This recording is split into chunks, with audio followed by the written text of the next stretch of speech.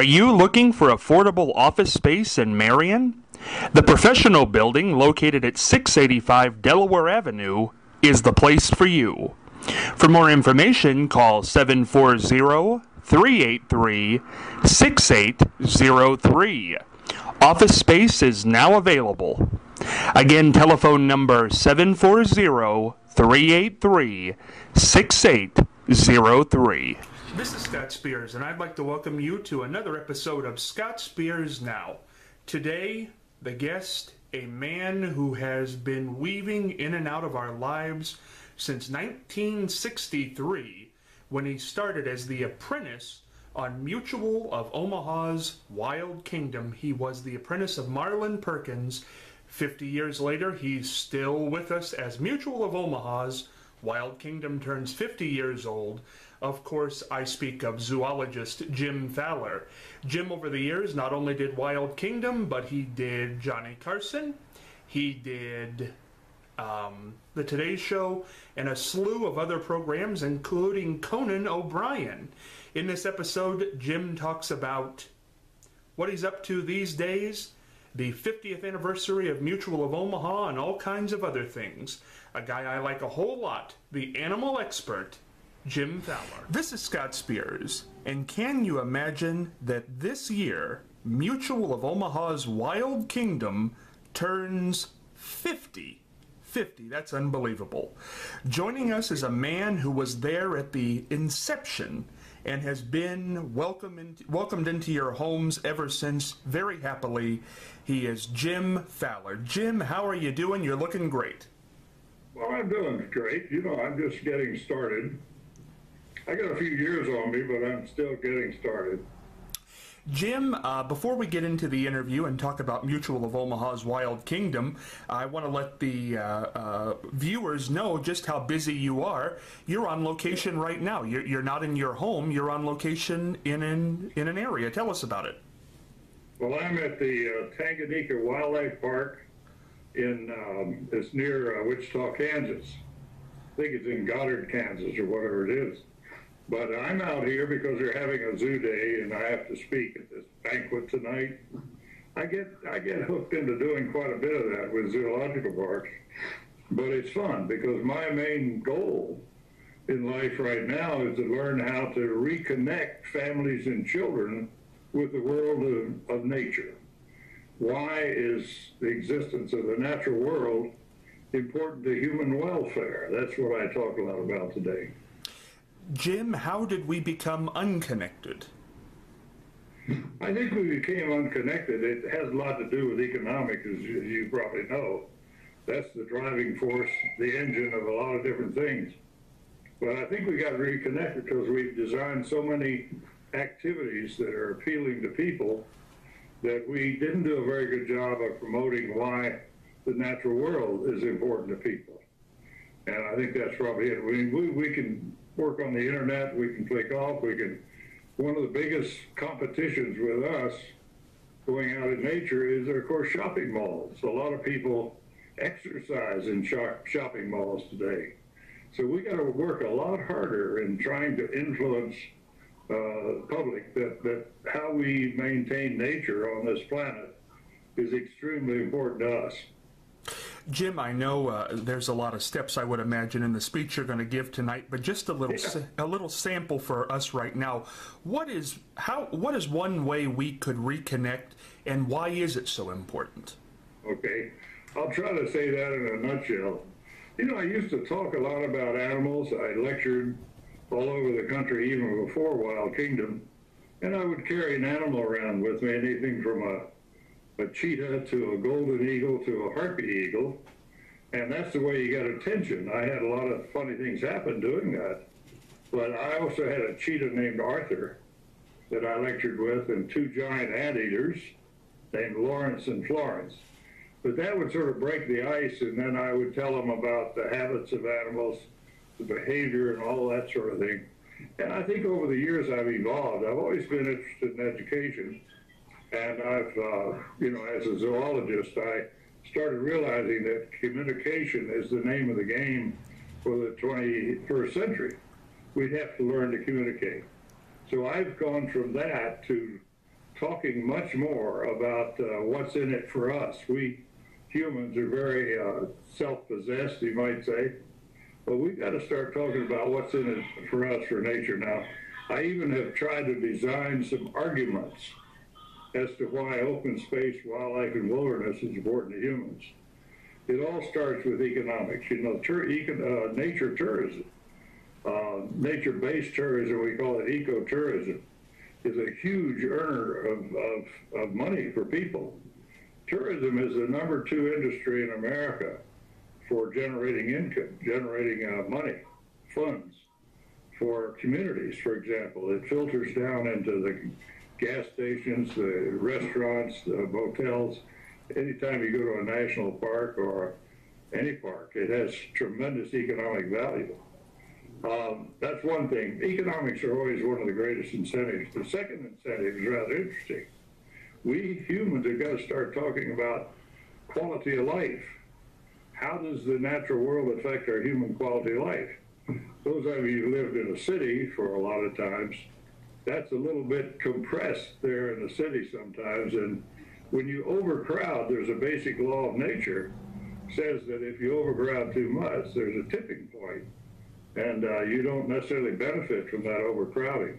We've got to learn that if you can get in the outdoors and you can take your family, let's say, up a creek and have a picnic and enjoy nature, or go bird watching, go hunting, fishing, camping, canoeing, all those other things, it helps your quality of life. But we don't even talk about quality of life.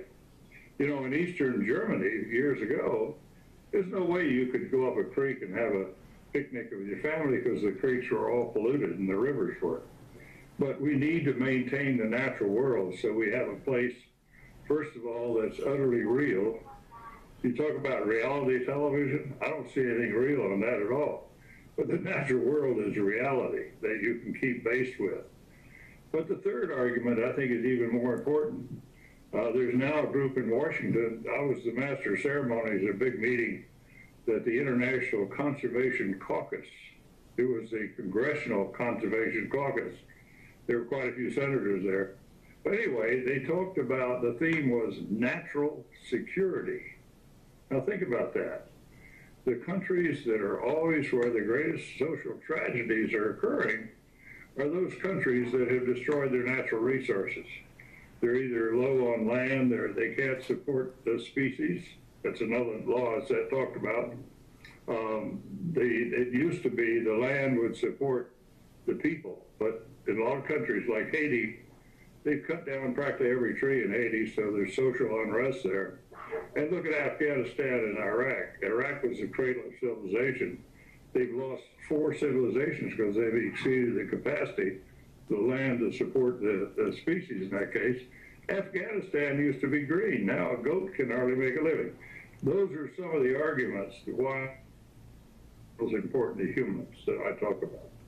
You know, Jim, I was thinking about this the other day, and I know a lot of times, and certainly well-deserved, the reason that kids are obese and don't go out and play anymore and get out is it gets late at video games and cell phones and internet. And like I say, I'm very sure that that's true, but here on the East Coast, where 6 months a year it's cold, 6 months a year it's warm, I think one of the reasons people don't go outside is air conditioning. Down in Georgia, that may be something. Well, the point is that sitting around is bad for you. And a lot of people don't realize that the outdoor is full of adventure. I do a park called an ecological park, and that's not a zoo, but it's an open area. And I combine adventure with education in my parks, so that adventure draws people away from a shopping mall. But you got to get them there and then give them a good exposure to the natural world. You know, there are 140 million people that go to zoological parks in America every year, and not one of the parks that I know even talk about the linkage between human welfare and how we treat the earth. It wasn't on the campaign of a politician from a county commissioner to the President of the United States. We don't have that as a major component of the platform. The reason is that they've done surveys, And they found out that less than 5% of the American public spend more than a half an hour a year thinking about the welfare of open space, wildlife, and wilderness. We've got so many other activities that are being marketed to us economically and, professionally, that we've got to start competing, those of us who understand that how we treat this earth is the most important thing that we could ever have on a political campaign. Very well put, Jim. I want to get into Mutual of Omaha's Wild Kingdom 50th anniversary. Yeah. Does it feel like 50 years?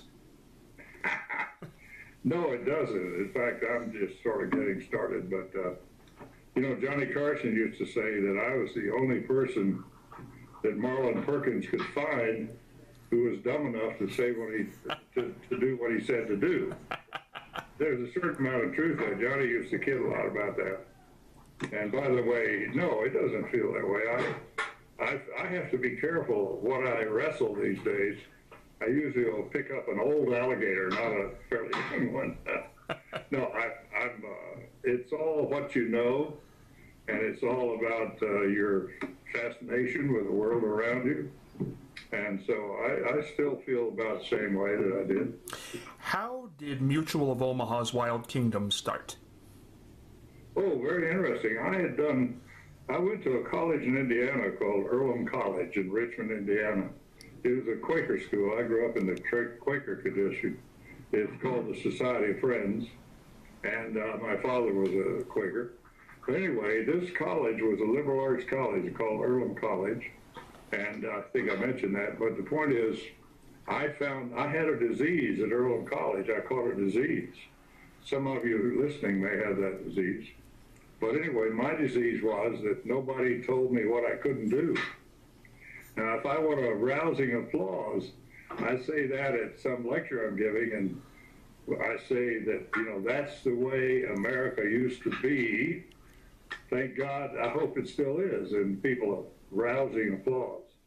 That is the way American used to be. We used to be able to dream, and often we could actually succeed in our dreams.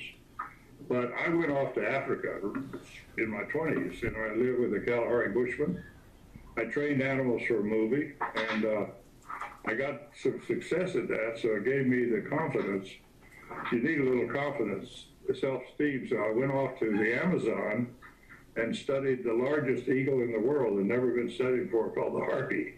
That's a monkey-eating eagle that is sort of not above eating 30-pound monkeys. So I took the harpy on the Today Show. When I got back to the States, I trapped several of these for lecturing. They're a 20-pound eagle. They're much bigger than the golden eagles. And I was on with Dave Garraway. Some people may remember him. And Marlin Perkins was watching that, and he and Don Meyer, the producer of Wild Kingdom, called me and said, would I come to Chicago with those eagles? And by the way, I had two anteaters named Lawrence and Florence. I had a big 18-foot python, or was it an anaconda? And then I had I had giant anteaters, and I had all kinds of things. And I drove up in my old French Citroën, which is a strange-looking car, but when I arrived in Chicago, I thought Marlin Perkins maybe thought he made a mistake because I had to hose my car out pretty badly. But that was the first show on Wild Kingdom and the pilot film, and they wanted me to fly this big harpy eagle and loose in Lincoln Park in Chicago. Well, I didn't like the idea of the harpy soaring around Chicago looking in baby carriages, an eagle that eats 30-pound monkeys, So I wanted to fly it on the end of a line called a creance the first time. I was flying it on this creance, but the eagle can't look back and say he's tied. He's doing it. I could fly him loose, but in a park like that, I had to be careful. So the Associated Press were there, and they had a camera, and the cameramen were shooting my eagle in slow motion. It was great because my eagle would fly over and land on my fist. So I said, well, let me try once again. So I did this, and the eagle got halfway to me and then veered off to the left. And I looked over. There was a little old lady with a little white fluffy poodle on the end of the leash. And I wasn't too sure because the lady had the same hairdo as the poodle, but I wasn't sure which one the eagle was going after.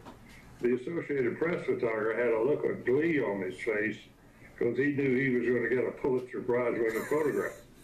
If that eagle had caught the dog or the lady, I would have been sent back to Georgia. But as it was, I rescued, and the woman disappeared. I can hear her now. How she got in through the security tape, I don't know.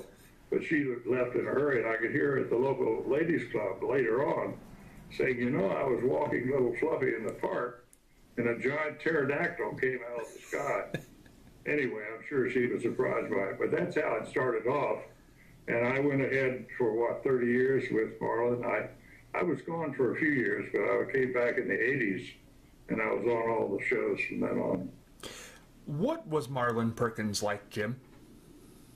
Marlin Perkins was a very astute, traditional zoo director. He had all the original style that zoo directors had, very professional. Marlin was an enthusiastic student of nature, and he was excited everywhere he went because he was doing what he wanted. And you know, the biggest tribute to Marlin, I went on a lot of expeditions with Marlin. In fact, he and I were joined in his family sometimes. We'd go looking for fossils below St. Louis in an old gravel pit.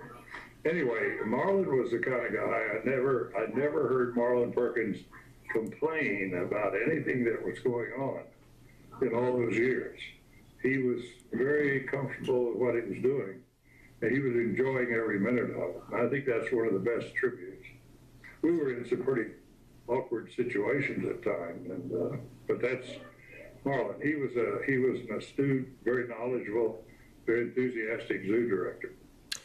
If you had to describe Mutual of Omaha's Wild Kingdom's mission, what you and Marlin intended to do in the early days, what would you have told somebody? Well, you know, we started out, Don Meyer was a very knowledgeable producer. He'd gotten people like Dave Garroway and Hugh Downs and all those people. You know, Chicago used to be the center of television, and then it moved over to New York and also the West Coast. But he was one of the original producers, and he had the integrity and the astuteness that to use adventure as one of our hooks, because we were playing on weekends opposite things like football and others. There were only 3 networks in those days. So we had to do a little capture, wrestle, and tag. That's where I came in to compete with some of those other shows for that time period. But Don was, he was also very, very knowledgeable about how to handle finances. He was good at that. But he also understood how to keep the attention of an audience. He knew that every 15 minutes he had to have a break, a commercial break. So he would build to the action, and then he would have to cut and start another action. So he was very good at how he programmed it. I think what happened is that without knowing it, it was not that planned. We did have an ending to the show that we didn't preach, but it was fairly obvious, our point at the end of the program. We were showing what was happening around the world. For wardens, we work with wardens, and we work with institutions and all like that. And we would research each program. I had already been to Africa, so I knew a lot of things going on there. But Don Meyer knew how to make it and exciting, keep the audience attention. And by the way, I spoke in state of Washington and Oregon a while back to about 300 wildlife biologists. And about 75% of those biologists, when they were questioned, said that they went into that field because of Wild Kingdom and watching me. So that's a real reward. But we didn't preach, but we were obviously enthusiastic about what we were doing. And I think that helped, too, make people realize that it was an exciting field to be involved with and to learn about. How did the appearances come about, Jim, on the Today Show and Johnny Carson? How did those filter in? Well, here's the point. I hope that I did not act foolish on the shows. There's some people now that think they should take an animal out and try to make it dangerous or scare the host. I never had to do any of that with Johnny. I was his straight man. And I remember I used to have to turn down appearances on that program with the people that booked the show, the program directors, because I wanted to make sure I had an animal on that could be interesting to the public. That was one of my challenges, and that's something I could talk about. But Johnny was one of the rare hosts of a show that he never tried to be funny. Johnny didn't do that. Johnny let Don Rickles or my animals do something, then he would relate to it. He was so quick that I had to focus on listening to everything he said and blanking out the audience. It was only when I heard the audience have belly laughs that I realized that things were going pretty well. So I had to be sort of his straight guy. And Johnny, I got to know Johnny pretty well on that one. I hope you've enjoyed this episode of Wild Scott Spears Now, maybe we'll call it. Jim Fowler, always a great guest, always love having him on. He is truly a guy who is concerned about the world, animals, the outdoors, and educating us. I can't thank him enough for coming on, and I hope he comes back with us in the future. A very talented man. Thank you, Jim. But for now, this is Scott Spears heading for the dugout.